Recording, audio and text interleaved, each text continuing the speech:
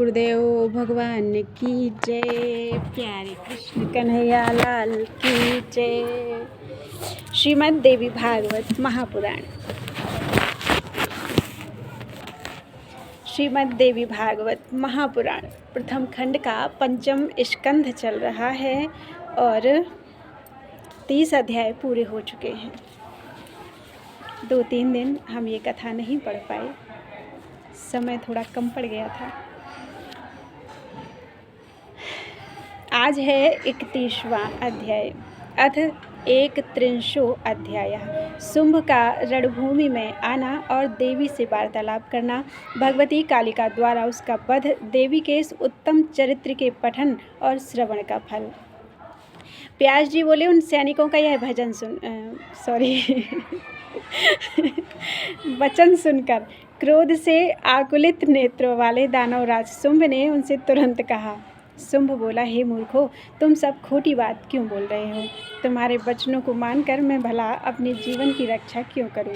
क्या अपने सचिवों तथा भाई बंधुओं का वध कराकर मैं निर्लज्ज बनकर विचरण करूं? प्राणियों के शुभ अथवा अशुभ का कर्ता जब एकमात्र वही अति बलवान काल है तो मुझे चिंता क्या, क्योंकि परोक्ष रूप से सब पर शासन करने वाला वह काल टाला नहीं जा सकता। जो हो रहा है वह होता रहे तथा काल जो कुछ भी कर रहा है उसे करता रहे। अब तो मुझे जीवन तथा मृत्यु के विषय में किसी भी प्रकार की चिंता नहीं है। वह काल भी भवितव्यता को मिटा सकने में समर्थ नहीं है। ऐसा भी होता है कि सावन के महीने में मेघ सदा नहीं बरसते, अपितु कभी कभी अगहन, पौष, माघ तथा फाल्गुन में असमय ही तेज वृष्टि होने लगती है। अतएव समस्त कार्यों में काल ही प्रधान नहीं है। काल तो निमित्त मात्र है, अपितु इसकी तुलना में दैव अधिक बलवान है। सब कुछ देव निर्मित है, इसके विपरीत कुछ नहीं होता।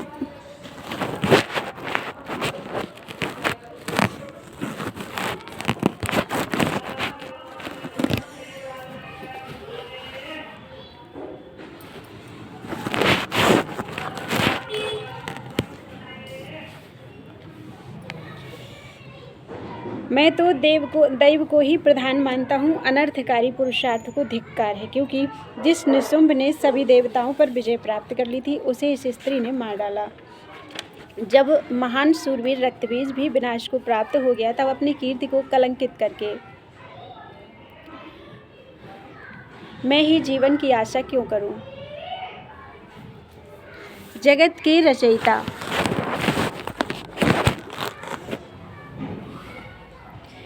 के रचयिता सर्वसमर्थ स्वयं ब्रह्मा भी 2 परार्ध का समय बीत जाने पर तत्क्षण ही निधन को प्राप्त हो जाते हैं।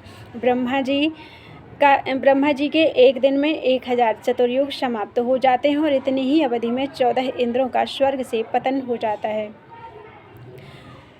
इसी प्रकार ब्रह्मा जी के जीवन काल का दुगना समय बीतने पर विष्णु का अंत हो जाता है तथा इससे भी दूने समय के पश्चात शंकर भी समाप्त हो जाते हैं। इसी प्रकार पृथ्वी, पर्वत, सूर्य तथा चंद्रमा आदि का भी विनाश हो जाता है। तब हे मूर्खों, दैव की बनाई हुई इस अटल मृत्यु के विषय में क्या चिंता है? जन्म लेने वाले की मृत्यु निश्चित है तथा मरने वाले का जन्म निश्चित है। अतः इस अनित्य शरीर के द्वारा अपनी स्थिर कीर्ति की रक्षा करनी चाहिए। शीघ्रतापूर्वक मेरा रथ तैयार करो, मैं सम्रांगण में जाऊंगा। विजय अथवा मरण प्रारब्ध के अनुसार जो भी होने वाला हो वह आज ही हो जाए। सैनिकों से ऐसा कहकर वह शुंभ तुरंत रथ पर सवार होकर हिमालय की ओर चल दिया, जहाँ भगवती विराजमान थी। उस समय हाथी, घोड़े, रथ तथा पैदल चलने वालों से सुसज्जित एवं नानाविध आयुधों से युक्त विशाल चतुरंगनी सेना भी उसके साथ चल पड़ी। उस पर्वत पर पहुंचकर शुंभ ने त्रिभुवन को मोहित करने वाली परम सुंदरी सिंहवाहिनी भगवती जगदम्बिका को वहां विराजमान देखा। वे सभी प्रकार के आभूषणों से अलंकृत थीं तथा सभी शुभ लक्षणों से संपन्न थीं। देवता, यक्ष तथा किन्नर आकाश में स्थित होकर उनकी स्तुति कर रहे थे तथा मंदार वृक्ष के पुष्पों से पूजा कर रहे थे और वे मनोहर शंख ध्वनि तथा घंटानाद कर रही थीं। उन्हें देखकर शुंभ मोहित हो गया। कामबाण से आहत वह शुंभ कामाशक्त होकर मन ही मन सोचने लगा, अहो इसका ऐसा आकर्षक रूप तथा ऐसा अद्भुत चातुर्य है, सुकुमारता तथा धीरता, ये दोनों परस्पर विरोधी भाव इसमें एक साथ विद्यमान हैं। अत्यंत कृश शरीर वाली इस सुकुमारी में अभी अभी यौवन प्रस्फुटित हुआ है, किंतु आश्चर्य है कि यह रमणी काम भावना से रहित है। रूप में कामदेव की पत्नी रति के समान सुंदर तथा सभी शुभ लक्षणों से संपन्न यह स्त्री कहीं अंबिका ही तो नहीं, जो सभी महाबली दानवों का संहार कर रही है। इस अवसर पर मैं कौन सा उपाय करूं जिससे यह मेरी वशवर्तिनी हो जाए। इस हंस सदृश नेत्रों वाली को वश में करने हेतु मेरे पास कोई मंत्र भी नहीं है। सर्व मंत्रमयी, सबको मोहित करने वाली, अभिमान में मत रहने वाली तथा उत्तम लक्षणों वाली यह सुंदरी किस प्रकार मेरे वश में होगी। अब युद्ध भूमि छोड़कर पाताल लोक जाना भी मेरे लिए उचित नहीं है। सामदान तथा भेद आदि उपायों से भी यह महाबलशालिनी वश में नहीं की जा सकती। इस विषम परिस्थिति के आ जाने पर अब मैं क्या करूं और कहाँ जाऊं। स्त्री के हाथों मारा जाना भी उचित नहीं है, क्योंकि ऐसी मृत्यु यश को नष्ट करने वाली होती है। ऋषियों ने उस मृत्यु को श्रेयस्कर कहा है जो समर भूमि में समान बल वाले योद्धाओं के साथ लड़ते लड़ते प्राप्त होती है। सैकड़ों वीरों से श्रेष्ठ महाबलशालिनी तथा दैव विरचित यह नारी मेरे कुल के पूर्ण विनाश के लिए यहाँ उपस्थित हुई है। मैं इस समय शाम नीति से युक्त वचनों का प्रयोग व्यर्थ में क्यों करूं, क्योंकि यह तो संहार के लिए आई हुई है। तो फिर शाम वचनों से यह कैसे प्रसन्न हो सकती है। अनेक प्रकार के शस्त्रों से विभूषित होने के कारण दान आदि के प्रलोभनों से भी यह विचलित नहीं की जा सकती। भेद नीति भी निष्फल सिद्ध होगी, क्योंकि सभी देवता इसके वश में है। अतएव संग्राम में मर जाना श्रेयस्कर है, किंतु पलायन करना ठीक नहीं है। अब तो प्रारब्ध के अनुसार विजय अथवा मृत्यु जो भी होना हो वह हो। व्यास जी बोले, इस प्रकार अपने मन में विचार करके शुंभ ने धैर्य का सहारा लिया। अब युद्ध के लिए दृढ़ निश्चय करके उसने अपने सामने खड़ी भगवती से कहा, हे देवी युद्ध करो, किंतु हे प्रिय इस समय तुम्हारा यह परिश्रम व्यर्थ है। तुम मूर्ख ही हो, तुम मूर्ख हो, क्योंकि युद्ध करना स्त्रियों का धर्म कदापि नहीं है। स्त्रियों के नेत्र ही बाण हैं, उनकी भौहें ही धनुष है, उनके हाव भाव ही शस्त्र हैं और रसज्ञ पुरुष उनका लक्ष्य हैं। अंगराग शीतल चंदन आदि ही उनका कवच है। मनोकामना रथ है तथा धीरे धीरे मधुर वाणी में बोलना भेरी ध्वनि है। अतएव स्त्रियों के लिए अन्य शस्त्रों की कोई आवश्यकता नहीं रहती। यदि स्त्रियां इनके अतिरिक्त अन्य अस्त्र धारण करें तो यह निश्चित रूप से उनके लिए विडंबना ही है। हे प्रिय, लज्जा ही नारियों का आभूषण है, धृष्टता उन्हें कभी भी शोभा नहीं देती। युद्ध करती हुई उत्तम नारी भी कर्कशा के सदृश दिखाई देती है। धनुष खींचते समय कोई स्त्री अपने दोनों स्तनों को छिपाने में कैसे सफल हो सकती है। कहाँ नारियों की मंथर गति और कहाँ युद्ध में गदा लेकर दौड़ना। इस समय यह कालिका तथा दूसरी स्त्री चौमुंडा ही तुम्हें बुद्धि देने वाली है। मध्यस्थ होकर चंडिका मंत्रणा देती हैं। कर्कश्वर वाली शिवा तुम्हारी शुश्रूषा में रहती हैं और सभी प्राणियों में भयंकर सिंह तुम्हारा वाहन है। हे सुंदरी, वीणा वादन छोड़कर तुम यह जो घंटा नाद कर रही हो वह सब तुम्हारे रूप तथा यौवन के सर्वथा विपरीत है। हे भामिनी, यदि युद्ध करना ही तुम्हें अभीष्ट है तो तुम सर्वप्रथम लंबे होठों वाली, विचित्र नखों वाली, क्रूर स्वभाव वाली, कौवे जैसी वर्ण वाली, विकृत आँखों वाली, लंबे पैरों वाली, भयंकर दांतों वाली और बिल्ली सदृश नेत्रों वाली कुरूप स्त्री बन जाओ।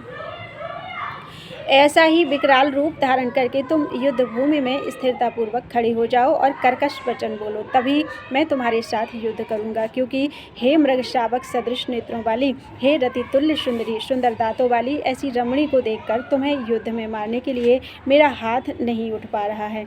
व्यास जी बोले, हे भरतवंशियों में श्रेष्ठ जन्मेजय, उस कामातुर शुंभ को ऐसा बोलते हुए देखकर भगवती जगदम्बा मुस्कुराकर यह वचन कहने लगी। देवी बोली, हे मंदबुद्धि, काम बाण से विमोहित होकर तुम इस प्रकार विषाद क्यों कर रहे हो। हे मूढ़, तुम पहले कालिका अथवा चौमुंडा के साथ ही युद्ध कर लो। ये दोनों देवियां ही सम्रांगण में तुम्हारे साथ युद्ध करने में पूर्ण समर्थ हैं। मैं तो केवल दर्शक बनकर खड़ी हूँ। तुम इन दोनों पर यथेच्छ प्रहार करो, मैं तुमसे लड़ने की इच्छा नहीं रखती। शुंभ से ऐसा कहकर भगवती ने मधुर वाणी में कालिका से कहा, हे क्रूर कालिके, कुरूपा के साथ लड़ने की इच्छा वाले इस दानव को तुम युद्ध में मार डालो। व्यास जी बोले, भगवती के इस प्रकार कहने पर काल रूपिणी कालिका काल से प्रेरित होकर बड़ी तेजी से तत्काल गदा उठाकर सावधानी पूर्वक रण में खड़ी हो गई। इसके बाद सभी देवताओं, मुनियों और महात्माओं के देखते देखते उन दोनों में अतीव भीषण युद्ध प्रारंभ हो गया। शुंभ ने अपनी गदा लेकर उससे कालिका पर प्रहार किया। भगवती कालिका भी अपनी गदा से दैत्यराज शुंभ पर तेज प्रहार करने लगी। भयानक स्वर वाली चंडी ने गदा से उस दैत्य के सुवर्णमय चमकीले रथ को चूर चूर कर डाला और शुंभ का रथ खींचने वाले गदहों को मारकर उसके सारथी को भी मार डाला। अब क्रोध में भरे हुए शुंभ ने अपनी विशाल से गदा लेकर अट्टहास करते हुए पैदल ही पहुंचकर कालिका की दोनों भुजाओं के मध्य भाग अर्थात वक्षस्थल पर प्रहार किया। तब कालिका ने उसके गदा प्रहार को निष्फल करके शीघ्रतापूर्वक तलवार उठाकर शुंभ के चंदन चर्चित तथा आयुध युक्त बाएं हाथ को काट दिया। हाथ कट जाने तथा रथ विहीन होने के बावजूद भी रक्त से लथपथ वह शुंभ हाथ में गदा लिए हुए शीघ्रतापूर्वक कालिका के पास पहुंचकर उनके ऊपर प्रहार करने लगा। तब काली ने अपने करवाल अर्थात तलवार से उसके गदा युक्त तथा बाजूबंद से सुशोभित दाहिने हाथ को हंसते हंसते काट डाला। इसके बाद वह शुंभ कुपित होकर कालिका पर पैर से प्रहार करने के लिए शीघ्रतापूर्वक आगे बढ़ा। तभी कालिका ने अपनी तलवार से तुरंत उसके दोनों पैर भी काट डाले। हाथ पैर कट जाने पर भी ठहरो ठहरो ऐसा कहता हुआ वह शुंभ कालिका को भयभीत करते हुए वेगपूर्वक दौड़ता हुआ उनकी ओर बढ़ा। उसे आते देखकर कालिका ने उसके कमल सदृश मस्तक को काट दिया, जिससे उसके कंठ से रक्त की अजस्र धारा बहने लगी। मस्तक कट जाने पर पर्वत तुल्य वह शुंभ जमीन पर गिर पड़ा और उसके प्राण शरीर से निकलकर तत्काल प्रयाण कर गए। दैत्य शुंभ को इस प्रकार प्राणविहीन होकर गिरा हुआ देखकर इंद्र सहित सभी देवता भगवती चौमुंडा तथा कालिका की स्तुति करने लगे।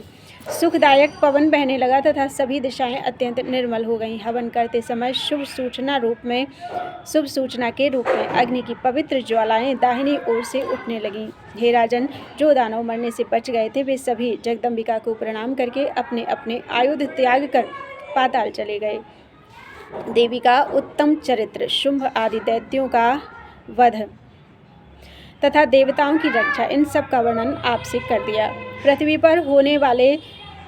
पर रहने वाले जो मनुष्य इस समस्त आख्यान का भक्तिभाव से निरंतर पठन तथा श्रवण करते हैं वे निश्चित रूप से कृतार्थ हो जाते हैं। पुत्रहीन को पुत्र प्राप्त होते हैं, निर्धन को विपुल संपदा सुलभ हो जाती है।